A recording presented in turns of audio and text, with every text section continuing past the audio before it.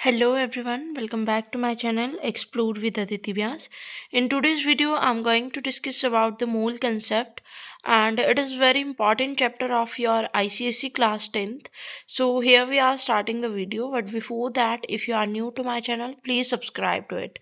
Alright, one by one हम हर एक चीज़ को इसमें डिटेल में पढ़ेंगे एंड मैं हर टॉपिक को यहाँ पे कवर करने की ट्राई करूँगी. Alright, so let's start the video without wasting our time.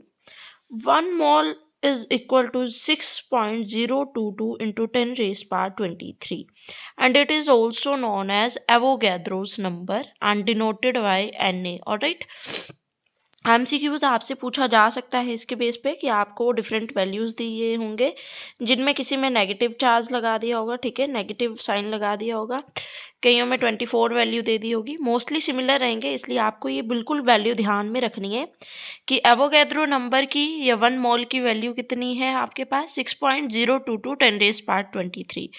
अब इसी वैल्यू के रिगार्डिंग हम फर्दर क्वेश्चंस करने वाले हैं, एग्जाम्पल के थ्रू आपको समझाऊंगी. ठीक है, सबसे पहले ले लिया हमने कार्बन. अब कार्बन में क्या है, 6 प्रोटीन है, 6 न्यूट्रॉन है और 6 ही इलेक्ट्रॉन है हमारे पास. ठीक है, तो अगर हमने मास निकालना है एक एटम का, एक एटम ऑफ कार्बन का, तो हमें पता है हमें क्या लेना है, mass of protein and mass of neutron. ठीक है, और जब हमने ये मास ऑफ प्रोटीन की वैल्यू देखी तो ये हमारे पास है 1.67 into 10 raised power 24 gram. Similar for mass of neutron, and in case of mass of electron it is 9.1 into 10 raised power -22 ग्राम.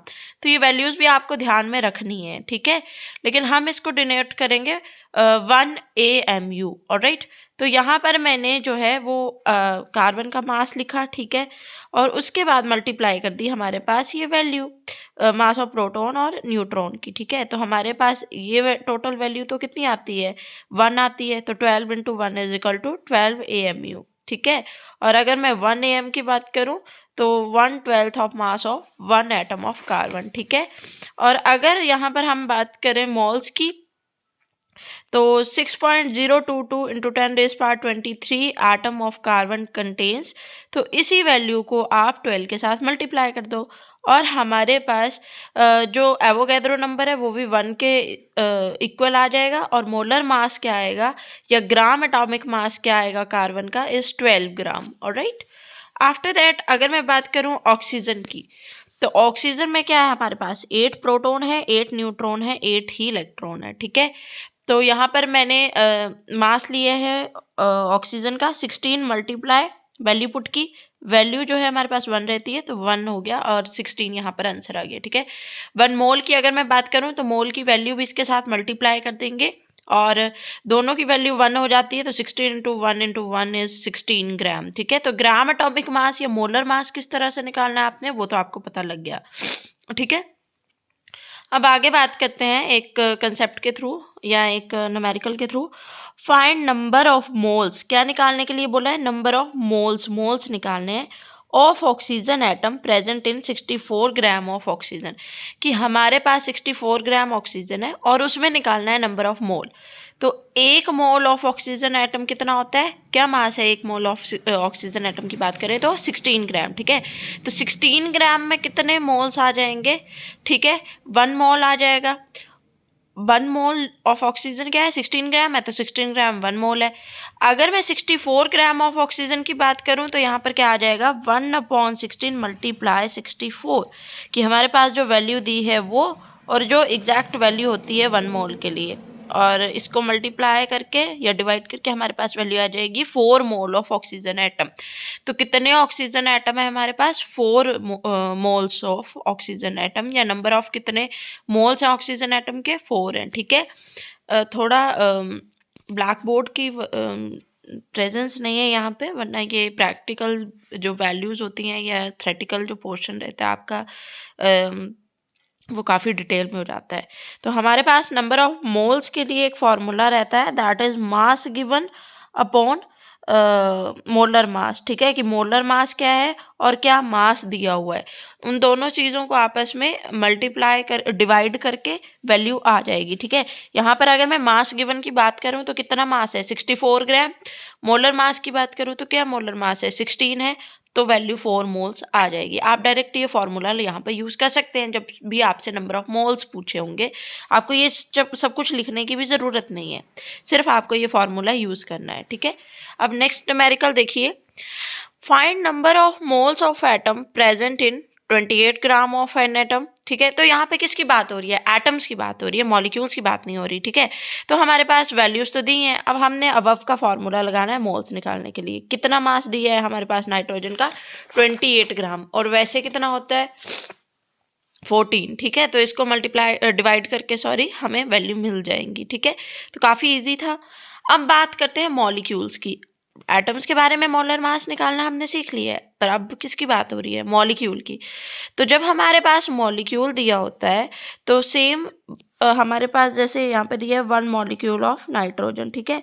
तो 1 मॉलिक्यूल मतलब 2 नाइट्रोजन है, 14 × 2, ठीक है, मल्टीप्लाई बाय एवोगैड्रो नंबर। तो एवोगैड्रो नंबर की वैल्यू तो 1 रहती है, लेकिन मल्टीप्लाई बाय 2 हो जाएगा 14 में, ऑलराइट। अब अगर मैं 1 मोल ऑफ ऑक्सीजन मॉलिक्यूल की बात करूं तो ऑक्सीजन मॉलिक्यूल बोला है, एटम नहीं बोला है। तो मॉलिक्यूल में कितना लेंगे? 32, ठीक है। डबल ले लेंगे ना, 16 का मास जो है उसको डबल ले लेंगे और मल्टीप्लाई कर देंगे यहाँ पे नंबर ऑफ प्रोटॉन, न्यूट्रॉन और एवोगैड्रो नंबर। तो 32 ग्राम हमारे पास यहाँ पर वैल्यू आ जाएगी। आगे के न्यूमेरिकल देखिए, find molar mass of nitrogen molecule, phosphorus, hydrogen molecule, oxygen. तो इस तरह के आपके पास वैल्यूज दी हैं, ठीक है। मोलर मास निकालने के लिए बोला है, वेरी वेरी सिंपल, ठीक है। तो नाइट्रोजन का क्या है? 14 ग्राम। नाइट्रोजन मॉलिक्यूल का क्या होगा? डबल हो जाएगा, ठीक है। और यहाँ पर जो आपके पास सल्फर 8 दिया है तो उसमें क्या होगा? सल्फर का जो आपके पास मास है उसको मल्टीप्लाई कर देंगे 8 से और आपके पास मोलर मास आ जाएगा, ठीक है। नेक्स्ट न्यूमेरिकल देखिए, फाइंड नंबर ऑफ मोल्स। अभी तक हम क्या निकाल रहे थे? Molar mass. अब किसकी बात करें? नंबर ऑफ मोल्स की। Moles of oxygen atom in 64 gram of O2 gas, ठीक है। तो यहाँ पर वही फॉर्मूला लग जाएगा नंबर ऑफ मोल का, मास गिवन अपॉन मोलर मास। तो हमारे पास कितना मास गिवन है? 64 ग्राम है, ठीक है। अब हमने लेना मोलर मास। मोलर मास अगर ऑक्सीजन का पूछा होता, सिंपल ऑक्सीजन का, तो 16 ग्राम आ जाता, पर किसका पूछा है? O2 का, तो 32 ग्राम और 2 मोल्स यहाँ पर आंसर आ जाएगा। नेक्स्ट देखिए, find the number of atom present in 24 gram of carbon. अब यहाँ पे क्या पूछ रहे हैं? Number of atom, not number of moles, ठीक है। तो सबसे पहले हमने क्या किया? नंबर ऑफ मोल्स निकाल दिया, ठीक है। नंबर ऑफ मोल्स हमारे पास कितना आ गया? 2, और उस 2 को हमने एवोगैड्रो नंबर से मल्टीप्लाई कर दिया।